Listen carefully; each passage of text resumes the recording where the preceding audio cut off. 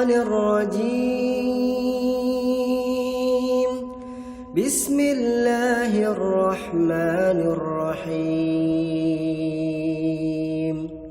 أولئك على هدى من ربهم وأولئك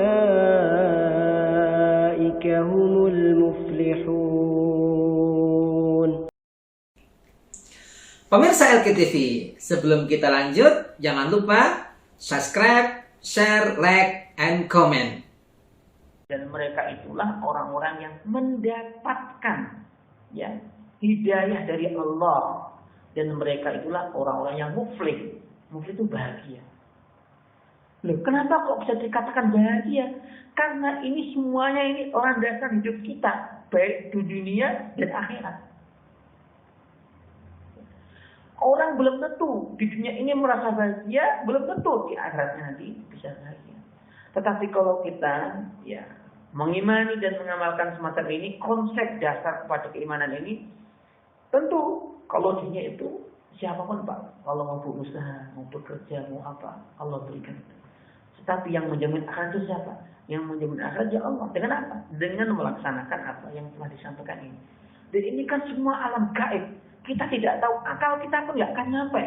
Maka hikmah Allah menurunkan para nabi, para rasul, tujuannya adalah untuk memberikan penjelasan kepada hamba-hambanya. Maka dikatakan di sini, ulaika ala hudam mir rabbihim wa ulaika humul muflihun. Kata-kata mir rabbihim dari Tuhan mereka, Pak, ini menunjukkan seakan-akan memang hidayah itu dari Allah. Dalam artian hidayah, yang memberi itu hanya Allah SWT. Orang-orang semua, termasuk kita semua ini hanya perantara saja. Anak kita biasakan sholat, anak kita biasakan berinfak, pembiasaan. Tapi yang menumbuhkan, yang menancapkan, ini nanti Allah SWT. Tapi dengan pembiasaan inilah Allah akan memudahkan seseorang dalam berbuat kebaikan. Nah, oleh karena itu dikatakan ulaika humul muflihun. Kalau dalam bahasa Arab, Pak, humul muflihun ini adalah penjelasan seakan-akan hanya mereka tok yang bisa dikatakan itu muflih. Hanya mereka tok yang bisa dikatakan mereka itu bahagia. Hanya mereka sajalah yang bisa dikatakan mereka itu sukses. Maka standar sukses kita itu beda dengan mereka, Pak. Kalau mereka itu kan hanya hitungan materi, hitungan duniawi, hitungan yang sifatnya bersifat kalkulator. Tapi kalau kita hitungan kita adalah itu iya, tetapi akhirat jangan lupa. Nah oleh karena itu ini landasan utama. Makanya awal ayat atau surat Al-Baqarah ini pertama kali adalah ini.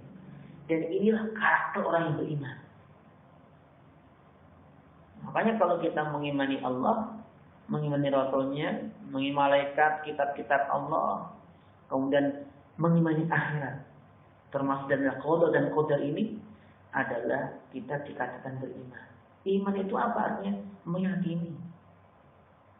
Meyakini sesuatu yang diperintahkan oleh Allah lewat para rasulnya dan para utusan Allah Subhanahu wa taala.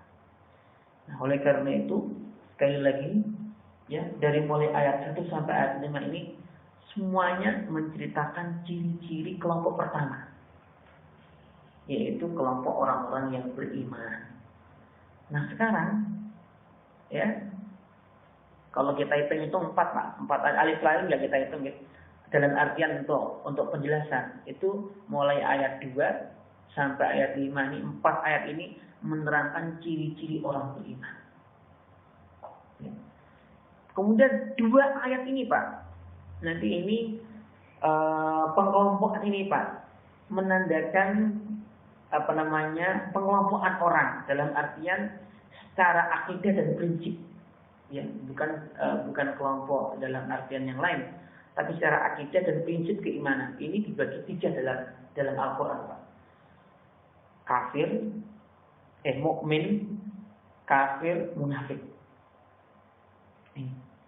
Dan ternyata kalau kita cek Pak dalam surat ini, surat Al-Baqarah, orang mukmin diterangkan dalam 4 ayat, dari mulai ayat 2 sampai ayat 5. Kemudian orang kafir ya diterangkan dalam 2 ayat. Dan 13 ayat menerangkan orang-orang munafik. Lebih banyak. Artinya apa? Bisa saja yang banyak itu adalah orang-orang munafik. Mukmin, kafir, munafik. Ya, walaupun para orang menegaskan bahwa munafik itu sebenarnya kafir. Cuma dilihat dari dohirnya seakan-akan mereka ini orang mukmin. Nah itu yang sulit itu Pak. Sulit sekali. Dan itu menjadi penyakit masyarakat dimanapun. Munafik kalau dalam arti yang luas itu adalah berpura-pura. Artinya dohirnya tidak sesuai dengan batinnya. Itu munafik.